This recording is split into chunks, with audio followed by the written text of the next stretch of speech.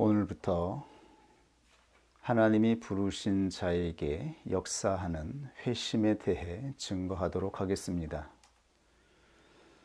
이번 주와 다음 주까지는 성경적 회심에 대하여 그 개략적인 의미를 살펴보려고 합니다. 성경에서 증거된 회심의 영적인 의미는 무엇인가요? 사람들은 흔히 어떠한 사람이 교회 안에서 종교적인 열심을 가지고 봉사하고 헌신하면 그가 회심한 자라고 생각하는 경향이 있습니다. 그러나 성경적인 회심은 이와 다른데요. 성경적인 회심은 가장 그 본질적인 의미가 아버지께로 돌아오는 것입니다. 아버지께로 돌아오는 것에 대하여 성경은 회심이라 정의하고 있습니다. 이것이 오늘 본문을 통해서 주님께서 직접 가르쳐 주시는 의미이기도 합니다. 아버지께로 돌아온다라고 하는 의미는 어떠한 의미일까요? 여기에 대해 하나하나 차근차근 그 중요한 영적인 의미를 살펴보겠습니다. 먼저 성경적 회심에 대하여 영적인 의미로 정의하면 이렇게 정의할 수 있습니다. 사람이 죄와 사탄으로부터 분리되어 아버지께로 돌아오는 것. 이것을 성경적인 회심의 영적인 의미라고 정의합니다. 여기에 두 가지 중요한 본질이 있죠. 하나는 죄와 사탄으로부터 분리되는 것입니다. 그리고 두 번째는 아버지께로 돌아오는 것입니다. 이 두 가지가 함께 충족될 때에 그것을 성경에서 말하는 회심이라 정의하는 것이지요. 그렇다면 죄와 사탄에서 분리된다라고 하는 이 의미는 어떤 의미일까요? 성경에서 말하는 회심은 전제가 있습니다. 그것은 하나님의 은혜를 받은 택함을 입은 자들이 자신의 육체를 따라 나아감으로 인하여서 방탕과 부패에 이르게 되는 것입니다. 그리고 자기가 어찌할 수 없는 이 부패와 방탕한 삶에서 성령의 능력으로 돌이키게 되는 것이지요. 그래서 아버지께로 돌아오게 되는 것을 의미하고 있습니다. 하나님의 은혜를 입은 자들이 돌아오는 것을 의미합니다. 하나님의 은혜가 무엇인지 그 은혜를 알지도 못하고 받지도 못한 자들이 처음에 교회에 들어오는 것을 회심이라 말하지 않습니다. 성경에서 증거하는 성경적 회심은 하나님의 은혜를 받은 자들을 대상으로 하고 있습니다. 하나님께 넘치는 은혜를 받은 자들이 자신의 육체의 본성을 따라 나아가는 것입니다. 이것을 죄라고 타락이라고 생각하고 나아가는 것은 아니죠. 그러나 하나님을 떠나 나아갔을 때에, 그리고 하나님을 떠나 나아간다라고 하는 것은 결국 육체의 본성을 따라 나아가는 것입니다. 그리고 그 결과는 부패와 타락의 현실을 맞이하게 되는 것이죠. 그리고 그 가운데에서 헤매이는 인생을 살게 되는 것입니다.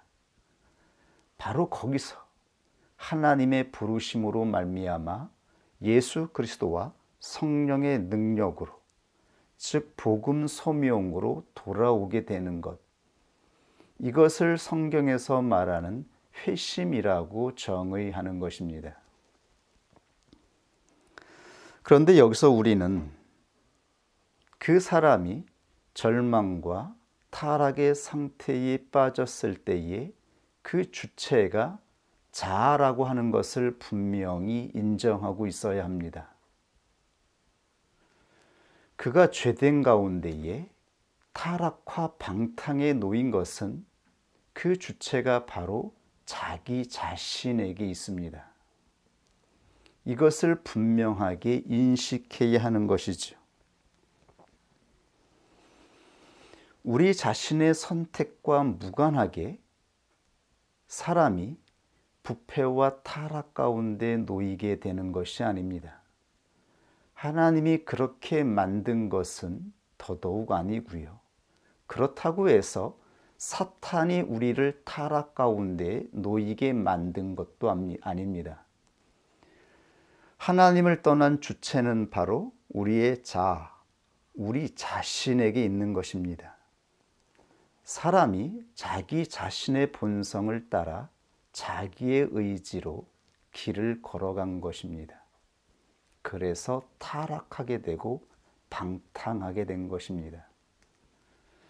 그러므로 언제나 죄와 사탄과 자아는 동격입니다. 사람이 죄된 상태에 머물게 된 것, 이것은 그 어떠한 의지에 의하여서 강요된 것이 아닙니다. 강요에 의해서 이루어지는 것들은 그 존재의 상태가 될 수 없습니다. 자기 자신의 의지로 선택하였을 때에 그것이 그 사람의 인생이 되고 그 사람의 상태가 되는 것이죠. 이것이 성경에서 선포하고 있는 진실입니다. 왜 죄의 주체, 타락한 주체가 자아라고 하는 것을 분명하게 인식하는 것이 중요할까요? 하나님을 떠나는 것, 하나님을 떠난 주체는 우리의 자신이며 하나님의 떠나는 그 자체가 바로 죄로 향하는 것이며 그리고 죄의 주인은 원수 마귀 사탄입니다. 죄의 길로 향하여 육체의 본성을 따라 사람이 나아가게 되면 결국 그의 영혼을 지배하는 것은 원수 마귀입니다. 그러므로 죄와 자아와 사탄은 동격이 되는 것이죠. 이것이 얼마나 중요한 의미인지 우리는 분명하게 자각하여야 합니다. 여전히 지금도 우리는 우리의 자아가 살아있고 우리의 자아로 나아가고자 하는 의지가 작동하고 있기 때문이죠. 우리의 자아로 나아가면 곧 그것이 죄이며 죄 가운데 거하면 곧 원수 마귀의 지배를 받는 상태가 된다라고 하는 것. 그러므로 죄와 자아와 원수 마귀는 삼중적으로 하나라고 하는 것을 우리는 분명하게 깨닫고 경계해야 하기 때문입니다. 물론 구원을 받은 택자들은 사단으로부터 떨어져 나와 하나님의 품 안에 거하게 될 것입니다. 그러나 그의 죄된 상태가 씻어진 것은 아닙니다. 우리 안에 있는 죄된 상태는 언제나 우리 자신의 의지, 자아를 통하여 역사합니다. 자아를 통해 역사할 때 그곳이 곧 원수 마귀의 지배를 받는 상태라고 말하는 것이죠. 그러므로 우리가 싸워야 하는 영적 싸움의 본질, 우리가 무엇과 싸워야 하는지 명확해지는 것이죠. 이것을 명심해야 하는 것입니다. 성경에서 말하는 죄의 본질은 무엇인가요? 사람들은 이런저런 신념으로 죄를 정의하기도 합니다. 철학적으로 정의하기도 하죠. 그러나 성경에서 선포하는 죄의 본질이 있습니다. 죄의 본질은 하나님으로부터 벗어나는 것에 있습니다. 다른 의미로는 하나님의 뜻에서 어긋나는 것, 이것을 바로 창세기에 태초에 발생한 아담의 죄라고 선포하고 있는 것이죠. 그렇다면 사람이 하나님의 뜻에서 벗어난 이유는 무엇인가요? 하나님에게서 아담과 하와가 벗어났습니다. 이 본질은 무엇인가요? 그것은 바로 아담과 하와가 하나님의 의지를 거부하는 데에서 시작되었습니다. 여기에 죄의 본질이 있습니다. 하나님의 의지를 거부하고 싫어하는 데에서 모든 죄가 시작되고 발생되었음을 우리는 성경을 통해서 확인하게 됩니다. 처음에 하나님은 세상을 창조하시고 이 모든 세계가 선하다라고 말씀하였습니다. 그리고 하나님은 이 모든 세계를 하나님이 택하신 아담과 하와에게 맡겨주셨습니다. 아담과 하와에게 주신 자유의지로 이 세계를 다스리라고 말씀하셨지요. 그러나 이 모든 세계, 이 모든 선한 것들의 주인이 있었습니다. 참 주인은 하나님이셨습니다. 하나님이 계셨으며 이 모든 세계의 주권은 하나님에게 있었습니다. 그러므로 주권은 하나님의 것입니다. 주권은 최종적인 결정권입니다. 모든 것을 판단하고 결정하는 의지가 하나님께 있었습니다. 인간은 하나님이 창조한 세계를 살아가며 하나님이 주신 자유의지로 이 세계를 다스리며 살아가도록 창조되었습니다. 그리고 하나님의 주권적인 의지를 받들어 그들은 하나님의 아들로 거듭나는 것, 이것이 하나님께서 이 세상에 사람을 창조하신 목적이었죠. 이 세계에 창조하신 사람이 하나님의 아들로 거듭나는 것이었습니다.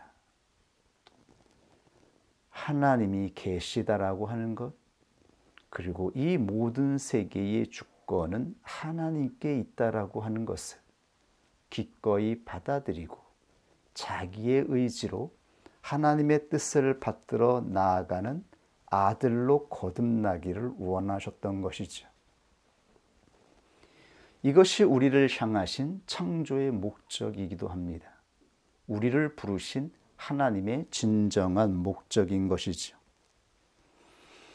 그래서 하나님은 아담의 의지를 시험하셨습니다. 진정 아담이 하나님의 뜻을 받들어 진정으로 신뢰하여 충성하는 의지를 나타낼 것인가를 시험하신 것이죠. 그러나 아담은 하나님의 주권 앞에 순복하지 아니하고 자기의 육체의 본성을 따라 자기의 의지로 선악을 알게 하는 나무의 열매를 따먹었습니다. 이것을 바로 죄라고 성경에서 정의하고 있는 것이죠. 하나님을 떠나는 것, 하나님으로부터 어긋나는 것, 그것은 하나님의 주권적인 의지를 거부하고 자기의 의지로 나아가는 것입니다. 하나님의 주권적인 의지를 싫어하는 데에서 죄가 역사하기 시작한 것입니다.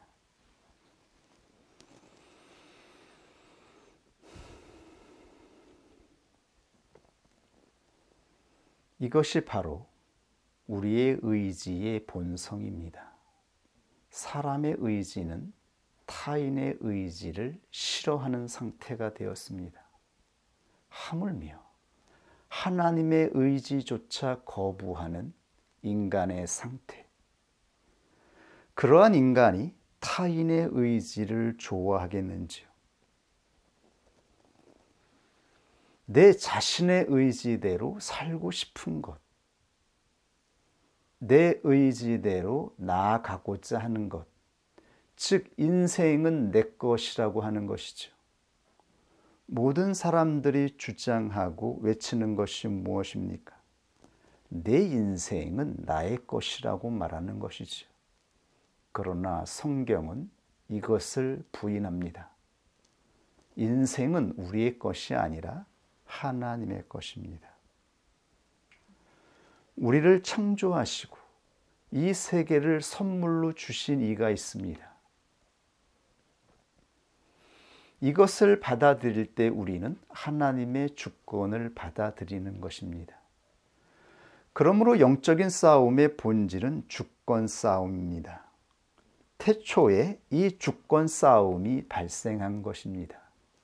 내 의지로, 내 뜻대로 결정하여 살고 싶은 의지가 발생한 것입니다. 아담은 자기의 육체가 원하는 대로 자기의 의지로 선택하여 나아간 것입니다. 그래서 선과 악을 알게 하는 나무의 열매를 따 먹었다라고 하는 것은 스스로 선과 악을 판단하는 주체가 되었다라는 의미입니다. 누구의 간섭도 받지 않고 하나님의 주권적인 의지를 거부하고 사람이 스스로 선과 악을 판단하여 결정하는 주체가 되었다라고 하는 의미입니다.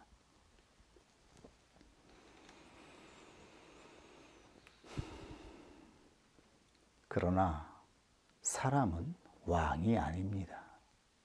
이 세계의 왕은 따로 있습니다. 우리의 왕이 있습니다. 주권을 가지고 있는 이 세계의 주인이 있는 것입니다.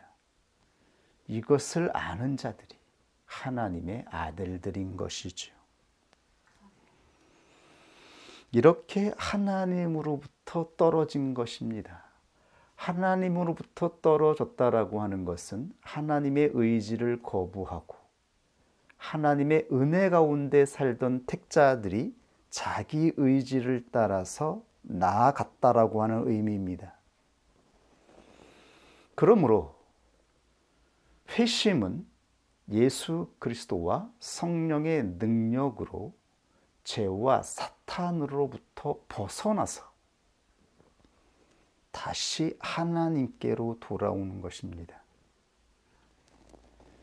예수 그리스도가 이 땅에 오셔서 행하신 속죄의 사역으로 말미암아 우리를 지배하던 죄의 세력을 끊으시고 성령의 능력으로 하나님의 택함을 입은 자들을 부르시는 것입니다. 이때 이 부르심을 따라 돌아오는 자들, 돌이키는 자들을 회심한 자들이라고 말하는 것이죠. 결국 하나님으로부터 떨어진다라고 하는 것은 죄와 사탄 가운데 거하게 된다라고 하는 말입니다. 하나님으로부터 떨어진 자들의 삶을 보십시오. 타락과 방탕의 삶에서 그들은 비참한 가운데 거하게 되는 것입니다. 이것이 우리의 영혼의 상태였습니다. 하나님께로 회심하기 전에 하나님의 은혜를 받은 자들의 타락한 상태였음을 말씀하고 있는 것입니다. 이 상태에서 예수 그리스도와 성령의 능력으로 우리가 복음 소명을 따라 돌아온 것입니다. 그러므로 성경적 회심은 복음 소명으로 돌아오는 것입니다. 이것을 회심이라 말하는 것이죠. 한번 하나님으로부터 떨어져 나간 사람들의 상태가 무엇인지 성경에서 증거하는 그 상태를 한번 확인해 보겠습니다. 첫째는 불의와 더러움의 상태라고 말합니다. 이 정체가 바로 육체의 본성을 따라 나아가는 자들의 삶이며 그들의 영적인 상태라고 말하는 것이죠. 육체의 본성을 따라 나아가면 그는 더러움 속에 거하게 됩니다. 하나님의 의지를 거부하고 자기의 의지를 주장하며 나아가는 자들의 결말을 말씀하고 있는 것입니다.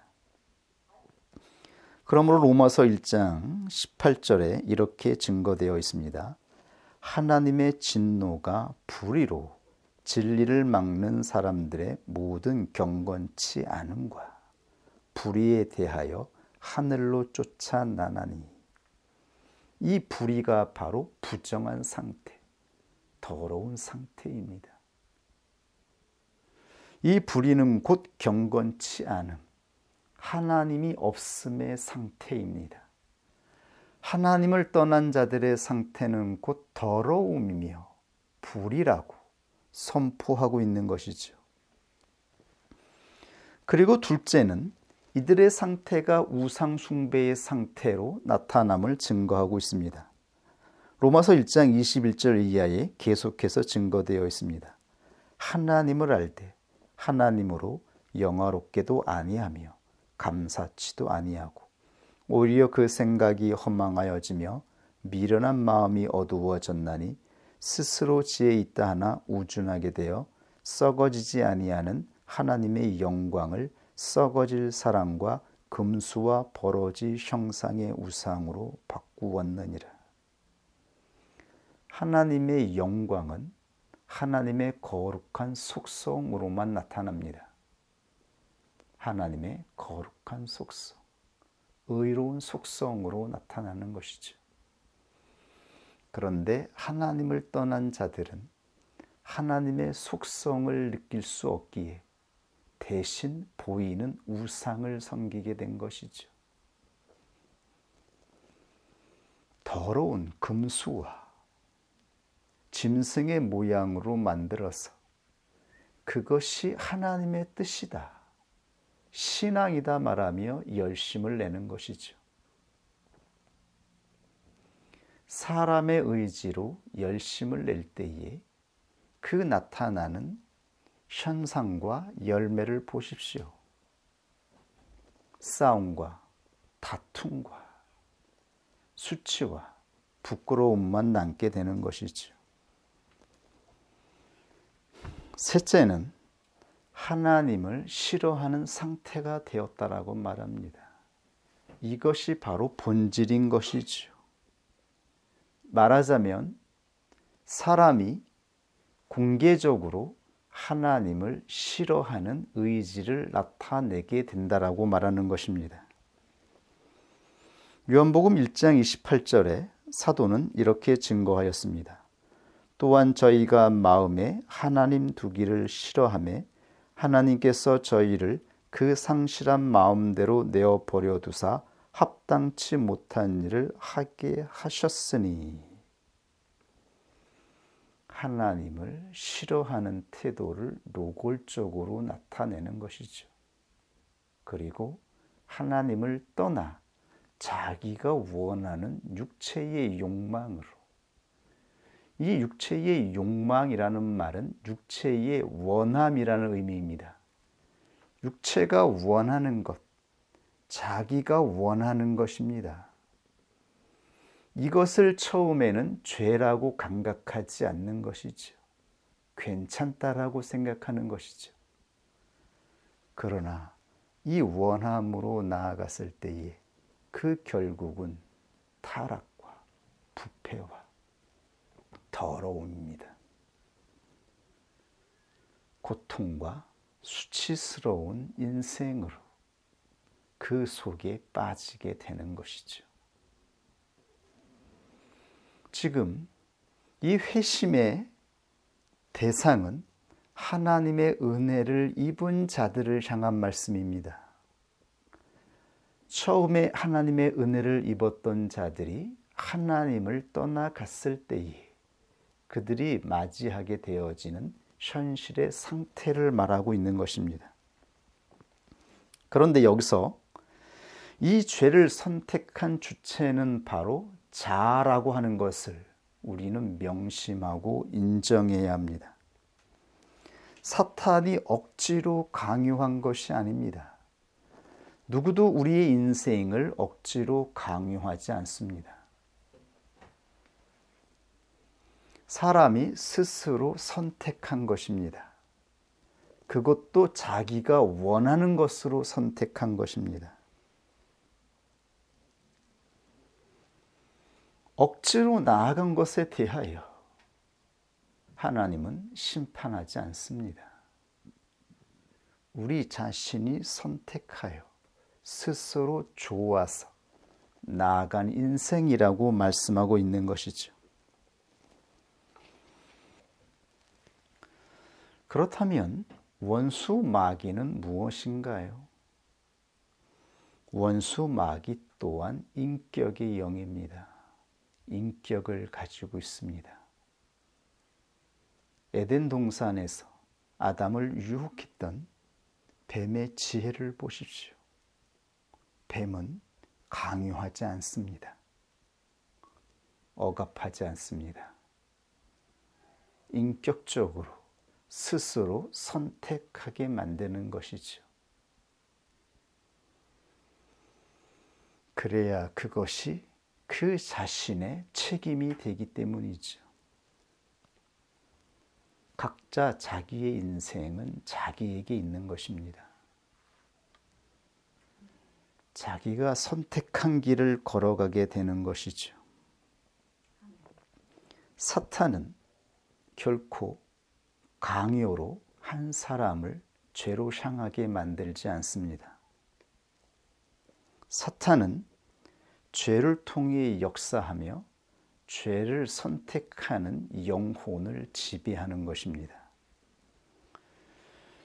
죄를 선택하여 나아가는 영혼을 지배하여 자기의 주권을 확대하는 것이죠. 태초에 하나님의 주권을 싫어하고 거부하여 타락한 천사가 바로 원수 마귀였습니다. 하나님께서 통치하시는 그 주권적인 의지를 거부하여 스스로 자기의 주권을 탐하여 타락한 존재가 바로 천사, 원수 마귀였던 것이죠. 원수 마귀는 지금도 여전히 이렇게 사람으로 하여금 주권을 탐하게 만듭니다. 그리고 그의 인생을 더럽히고 타락하게 만드는 것이죠. 이 본질은 스스로 왕이 되고자 하는 것입니다. 내가 내 인생의 주인이 되고 내가 원하는 것을 선택하여 살아가도록 유혹하는 것이죠. 그러므로 성경적인 회심은 하나님의 택함을 입은 자가 이 세 가지 삼중적인 존재로부터 벗어나는 것, 죄와 자아와 사탄으로부터 벗어나서 하나님께로 돌아오는 것입니다. 이것이 바로 회심입니다. 하나님께로 돌아온다라고 하는 것은 하나님의 주권적인 의지 앞으로 돌아오는 것입니다. 성경적 회심에 대하여 예수 그리스도가 대표적으로 비유한 내용이 있습니다. 누가복음 15장 11절 이하의 탕자의 비유가 증거되어 있죠. 한번 확인해 보겠습니다. 또 가라사대 어떤 사람이 두 아들이 있는데 그 둘째가 아비에게 말하되 아버지여 재산 중에서 내게 돌아올 분깃을 내게 주소서 하는지라. 아비가 그 살림을 각각 나눠 주었더니 그 후 며칠이 못되어 둘째 아들이 재물을 다 모아 가지고 먼 나라에 가서 거기서 허랑방탕하여 그 재산을 허비하더니. 둘째 아들, 즉 하나님의 은혜를 입은 자입니다. 하나님의 집에 거하던 자가 하나님이 주신 복을 가지고 자기의 육체의 욕심을 따라 자기의 의지대로 살고 싶어서 아버지의 집을 떠나는 것이죠. 아버지의 집을 떠나는 이유는 아버지의 이 선한 의지조차 거부하고 싫어하는 본질에서 나타나는 것입니다. 이 아들은 자기의 인생을 살아보고 싶어서 아버지에게 받은 모든 은혜, 그 복들을 가지고 자기 의지대로 살아가는 길을 걸어갔습니다. 그리고 그 은혜를 다 허비하였죠. 하나님이 주신 복들을 다 낭비하였습니다. 그 후 그 나라에 크게 흉년이 들어 저가 비로소 궁핍한지라. 가서 그 나라 백성 중 하나에게 붙여 사니 그가 저를 들로 보내어 돼지를 치게 하였는데 저가 돼지 먹는 쥐염 열매로 배를 채우고자 하되 주는 자가 없는지라. 가장 비참한 인생인 것이죠. 돼지가 먹는 것보다 더 더러운 것이 어디 있습니까? 돼지우리보다 더 더러운 것을 비유하는 것이 어디 있습니까? 세상 사람보다 더 비참한 상태가 되었다라고 하는 것이죠. 하나님 없이 자기 의지로 살아가던 자들보다 더 비참한 상태가 되었다라고 말하는 것입니다. 이에 스스로 돌이켜 가로되 내 아버지에게는 양식이 풍족한 일꾼이 얼마나 많은고 나는 여기서 주려 죽는구나. 내가 일어나 아버지께로 가서 이르기를 아버지여 내가 하늘과 아버지께 죄를 얻었사오니. 이것이 회심입니다. 하나님을 떠난 것이 바로 죄라고 하는 것을 깨닫고 인정하게 되는 것이죠. 다른 것이 죄가 아니라 내가 하나님의 은혜를 알지 못하여 내가 받은 복이 얼마나 선한 것인지를 알지 못하여 그것이 싫어져서 내가 원하는 대로 나아간 것. 결국 하나님의 주권적인 의지를 싫어한 것. 이것이 죄라고 하는 것을 이 아들은 깨닫게 된 것입니다. 죄를 고백하게 된 것입니다. 그러므로 지금부터는 아버지의 아들이라 일컬음을 감당치 못하겠나이다. 나를 품꾼의 하나로 보소서 하리라 하고 이에 일어나서 아버지께로 돌아가니라. 돌아가는 것. 이것이 바로 주님이 말씀하신 회심입니다. 이 의미가 무엇을 의미합니까? 하나님께 은혜를 받았던 이스라엘 백성들, 유대인들을 향하여 주님께서 외치신 말씀이 아닙니까? 하나님의 은혜를 풍성히 받았던 이스라엘 백성들이 저마다 자기의 의지로 하나님의 주권적인 의지를 거부하여 자기 육체를 따라 나아갔습니다. 그 결과는 타락과 부패이며 주변의 이방 사람들에게 지배를 받는 포로된 상태, 억압의 상태, 가장 처참한 상태에 놓이게 되었죠.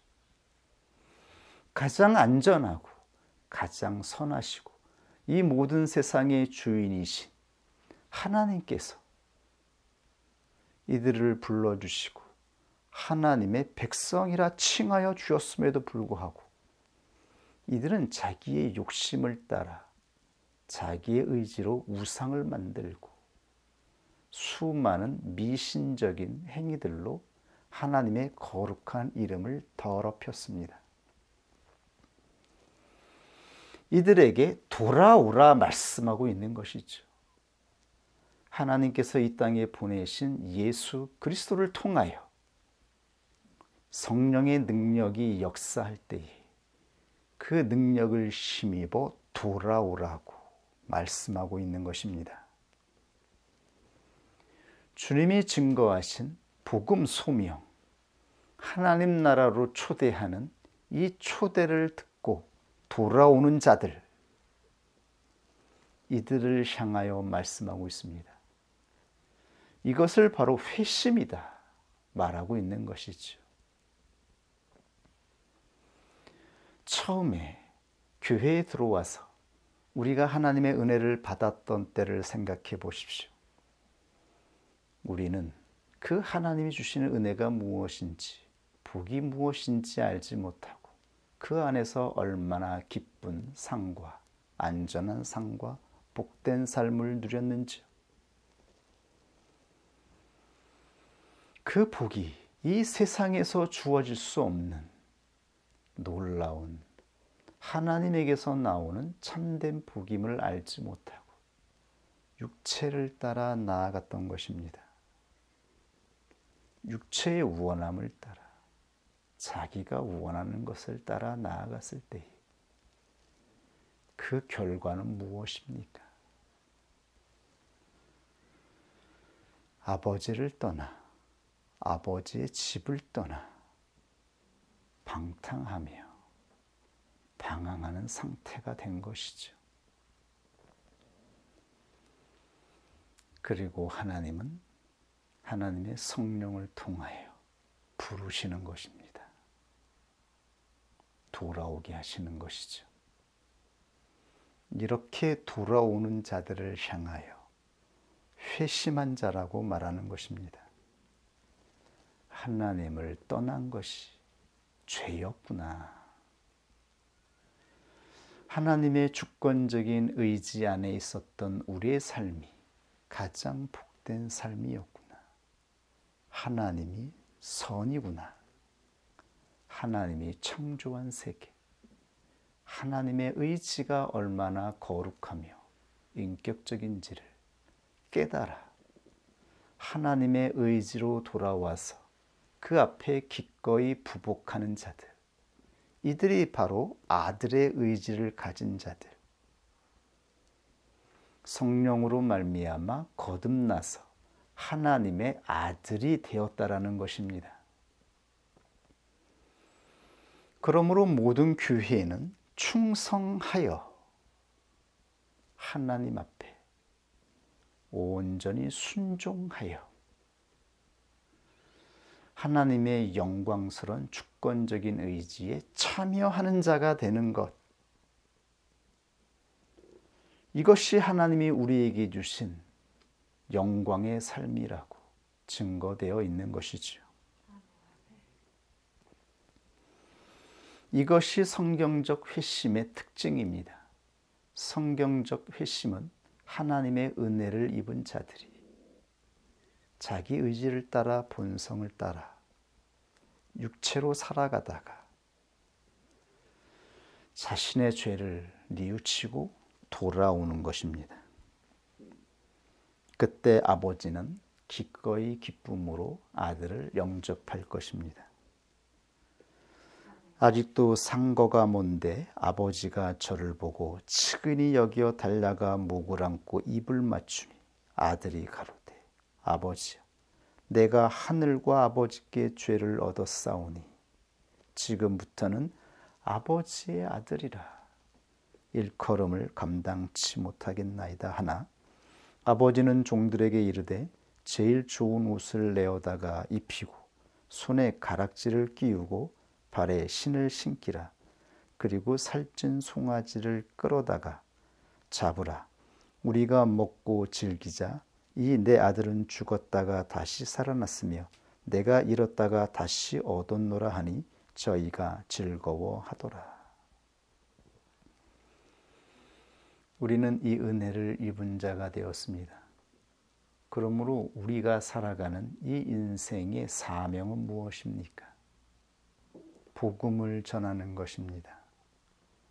하나님의 은혜를 입었다가 타락하여 방탕한 삶을 살아가는 그 한 영혼들을 향하여 예수 그리스도가 이 땅에 오셔서 하나님 나라를 증거하고 초청하신 것처럼 그들이 돌아올 수 있도록 하나님께서 우리에게 주신 이 복음을 기쁜 소식을 전하는 것입니다. 이것이 예수 그리스도가 이 땅에 오셔서 주셨던 복된 소식이었습니다. 하나님의 뜻을 전한 것입니다. 하나님을 떠나 타락하여 죄 가운데에서 빠져 헤매이며 빠져나오지 못하는 이 비참한 인생들을 향하여 복음을 전한 것입니다. 아버지께로 돌아오라고 예수 그리스도가 복음을 전하여 주신 것이죠.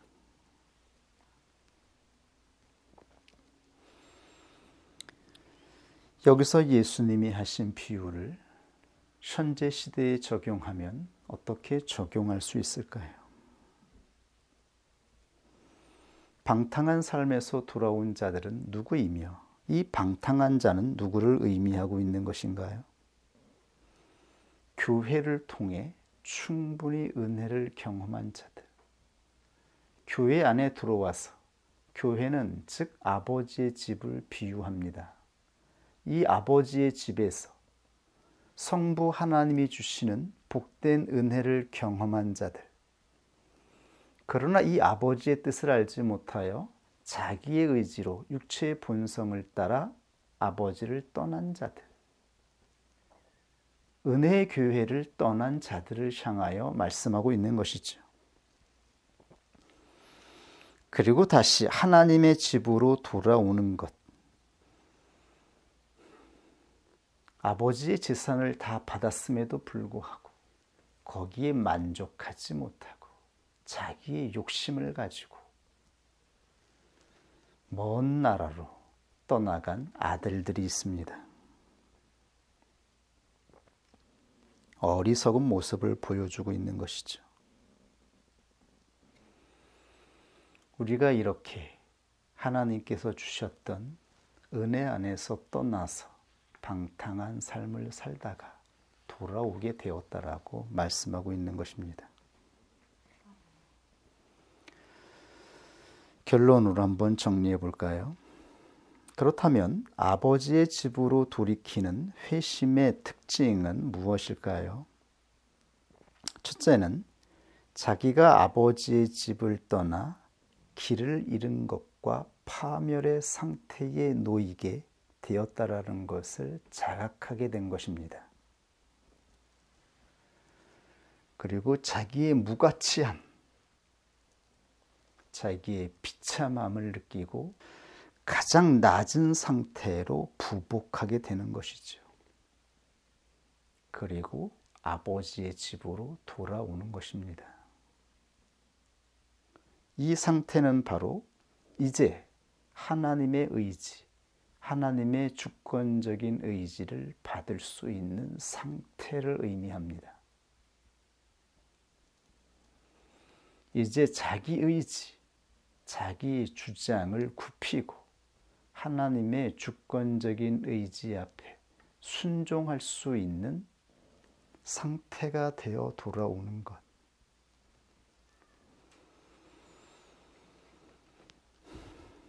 부복하고 충성할 수 있는 상태가 시작되는 것입니다.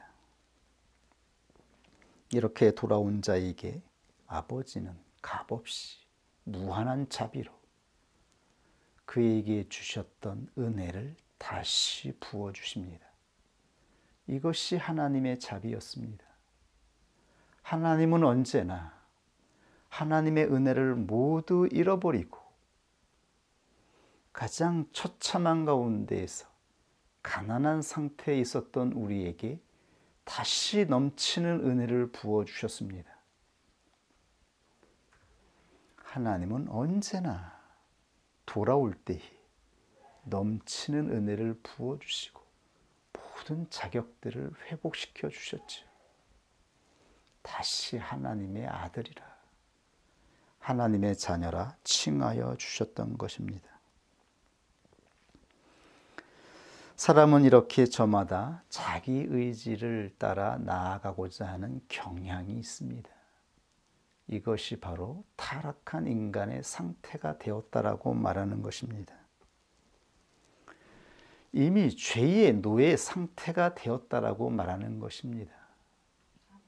스스로 주권을 취할 수 있는 것처럼, 스스로 자기 인생이 있는 것처럼, 자기의 뜻대로 자기의 인생을 성공할 수 있는 것처럼 속아서 나아가는 것이죠. 원수 마귀는 하나님의 주권적인 의지를 떠나 이렇게 자기 의지로 나아가는 자들의 영혼을 지배합니다. 이들의 주인입니다. 그리고 원수 마귀는 바로 이들의 영혼을 지배하여 벗어나지 못하게 하는 것이죠. 자기의 소유로 삼고 가장 불행한 삶을 살아가게 만드는 것입니다. 하나님 없이 살아가게 만드는 것이죠. 하나님을 원망하고 하나님을 향하여 비난하며 자기의 인생을 비관하며 절망과 낙담 가운데에 영혼을 망하게 하는 것이죠. 이 망한 상태에서 벗어나지 못하게 하는 것, 이것이 바로 원수 마귀의 목적입니다. 누가 여기서 우리의 영혼을 건져줄 수 있을까요? 어떻게 우리가 빠져나올 수 있었습니까? 이러한 상태에서 우리에게 주어졌던 복된 소식이 있었습니다. 우리를 불러주신 하나님의 자비의 손길이 있었습니다. 이러한 우리들에게 하나님은 성령의 능력으로 죄로부터 우리의 영혼을 구출하여 하나님이 전하여 주시는 복음을 듣고 하나님의 집으로 돌아오게 하여 주셨습니다. 우리는 하나님의 집에, 하나님 품 안에 다시 안식하게 되었습니다.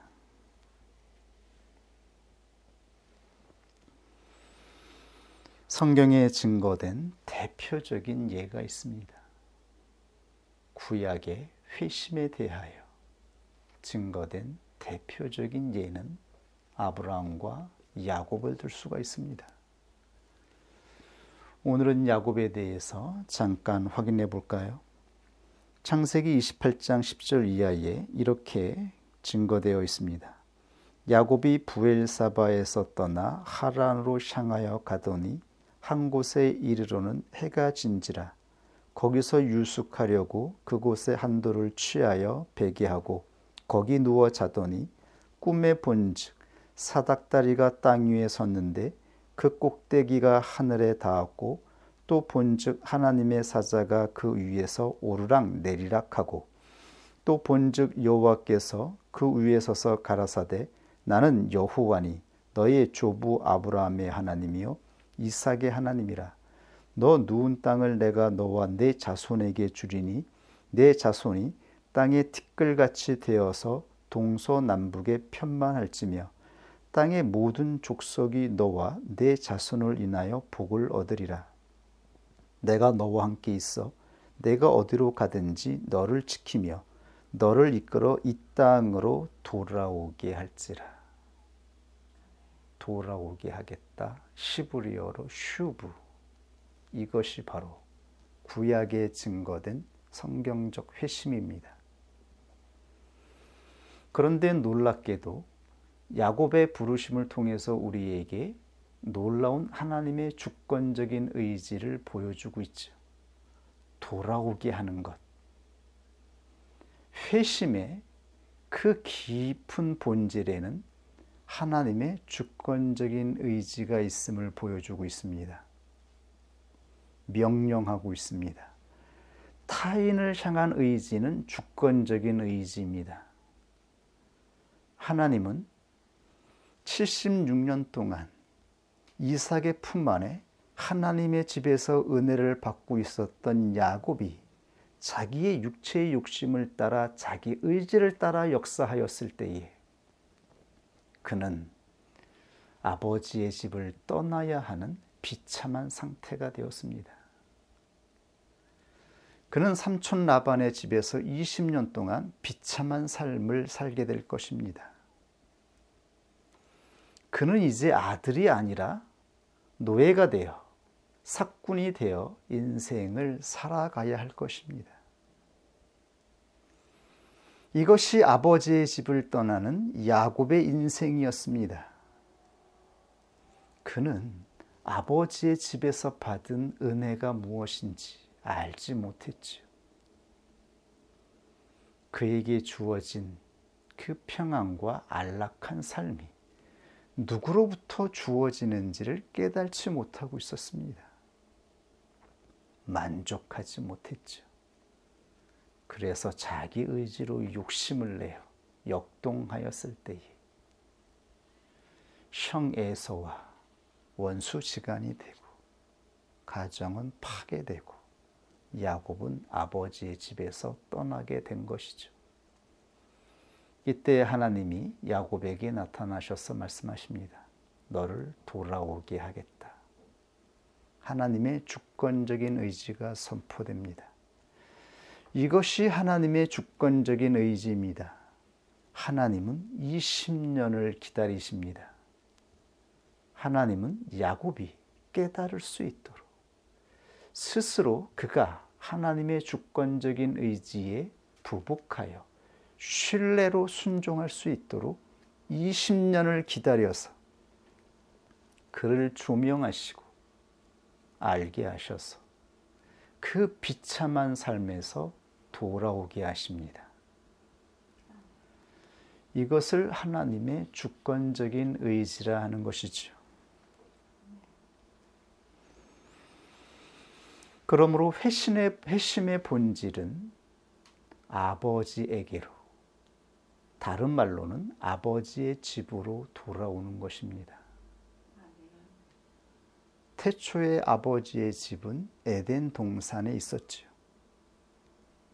아담과 하와가 하나님과 함께 기거하는 거처였습니다. 그 다음에 하나님은 가나안 땅으로 에덴 동산을 비유하여 주셨죠. 믿음의 사람들에게 그들이 돌아올 수 있는 거처, 가나안 땅을 약속하여 주셨습니다. 그리고 예수 그리스도는 이 땅에 오셔서 하나님이 거하시는 하나님의 거처를 하나님의 나라로 선포하신 것입니다. 모든 부름을 받는 자들은 이제 하나님 나라로 들어가게 되는 것입니다. 그런데 이 하나님의 나라는 이 땅에 그리스도가 세우신 몸된 인격 교회를 통하여 들어가도록 하나님은 고안하셨습니다. 예수 그리스도의 몸된 인격 교회는 하나님 나라를 움직이는 기관이자 하나님 나라에 들어가는 문을 가진 곳입니다.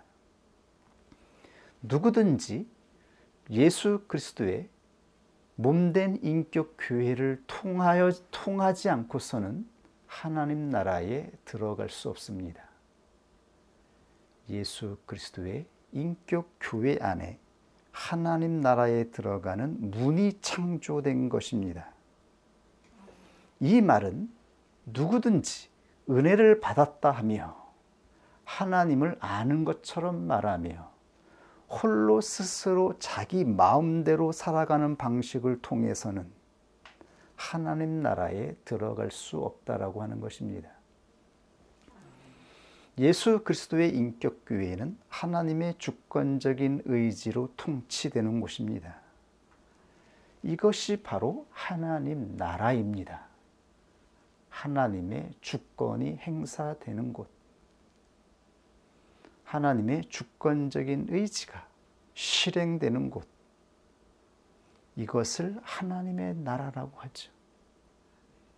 예수 그리스도는 몸소 하나님 나라에 들어가는 길을 창조하셨을 뿐만 아니라 그리스도가 스스로 그 길이 되어 주셨습니다. 하나님의 뜻 앞에 자기의 의지, 자기의 생각을 부복하여 십자가에서 순종의 의지로 하나님의 의를 성취하셨습니다. 그리고 바로 그곳에 문을 만들어 놓으셨죠.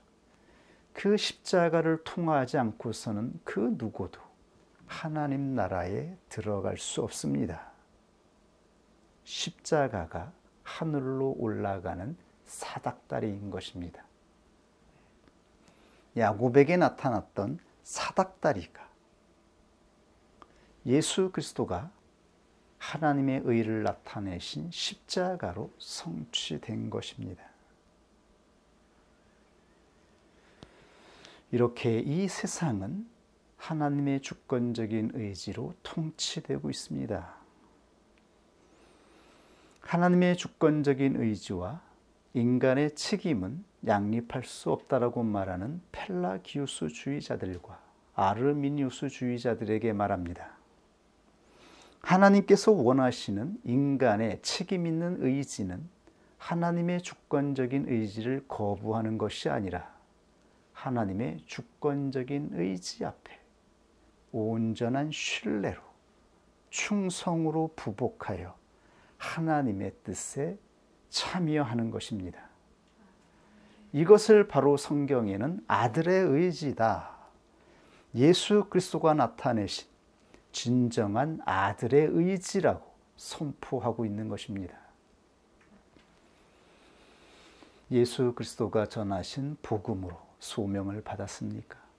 우리 안에 성령이 있습니까? 예수 그리스도의 영이 있습니까? 그렇다면 그는 하나님의 아들이라 칭함을 받을 것입니다. 하나님의 아들은 하나님의 뜻 앞에 기꺼이 순복하여 하나님의 주권적인 의지를 받드는 자입니다. 이들을 바로 하나님의 아들이라 말씀하고 있습니다. 우리 모두 하나님의 나라로 부름을 받은 자들임을 명심하며 감사로 나아가는 자가 되기를 원합니다. 그리고 우리에게 주신 이 놀라운 복음을 하나님께서 부르시는 모든 자들에게 전하는 자로 살아갈 수 있기를 원합니다. 우리 같이 하나님 말씀 앞에 기도하겠습니다.